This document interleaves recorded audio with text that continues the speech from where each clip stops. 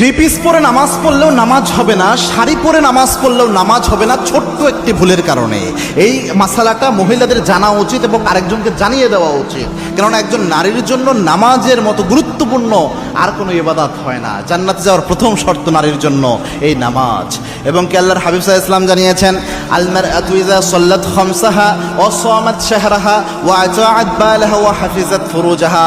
কোন নারী যদি চারটা কাজ করে তার মধ্যে এক নাম্বার হচ্ছে 5 ওয়াক্ত নামাজ যদি কোনো নারী আদায় করতে পারে, ওই নারীর জন্য জান্নাতের 8টি দরজা উন্মুক্ত হয়ে যায়। সুবহানাল্লাহ। এজন্য নামাজ নারীদের জন্য খুবই জরুরি।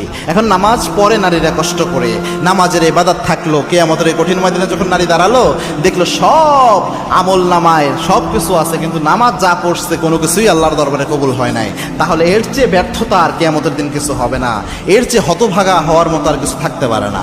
কোন সমস্যাটা দেখেন, নামাজ যখন পড়ে থ্রি পিস পরে যখন নামাজ পড়ে, থ্রি পিস এমনি লম্বা, বাট আল্লাহু আকবার বলে যখন নারী হাত উঠায়, যে মহিলারা থ্রি পিসের আপনার হাতা যদি এই যে আপনার কবজির এই জায়গাটা এখান থেকে যদি এদিকে চলে আসে, আবার আপনি যখন সেজদায় গেলেন হাতাটা এখান থেকে নিচের দিকে চলে আসলো, এই যে অংশটুকু বের হলো, এটা কিন্তু আপনার ঢেকে রাখা জরুরি নামাজের সময়। শুধু আপনার মুখমণ্ডল খোলা থাকবে আর পায়ের নিচের অংশ, পায়ের পাতার ওই জায়গাটুকু খোলা থাকবে, আর পুরো শরীরটা কভার হইতে হবে অনেক মারাত্মকভাবে। হাতের এই কবজি পর্যন্ত আপনি অবশ্যই ঢেকে রাখতে হবে, বাকি অংশটুকু খোলা থাকতে পারে, কিন্তু বাকি পুরোটাই আপনার ঢেকে ফেলতে হবে। এখন যারা থ্রি পিস পরেন, যারা শাড়ি পরে নামাজ পড়েন, আপনার কেমনে ঠিক থাকে আপনি আমারে বুঝান।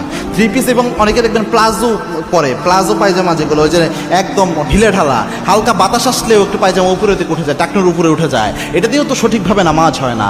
এই জন্য উচিত হচ্ছে নামাজের আলাদা একটা কাপড় রাখা, একদম দেখবেন মাথা থেকে পা পর্যন্ত কভার করে এরকম কিছু কাপড় এখন বের হয়েছে, এরকম হেজাব বের হয়েছে, এরকম হেজাব পরে নামাজের একটা রাখেন, এটা পরে আপনি নামাজ পড়েন। এখন আপনার যদি শাড়ি থাকে, থ্রি পিস থাকে, অথবা লম্বা কোনো টি শার্টও থাকে, তাও সমস্যা হবে না যদি উপরে আপনি হিজাবটা পড়তে পারেন ইনশাআল্লাহ।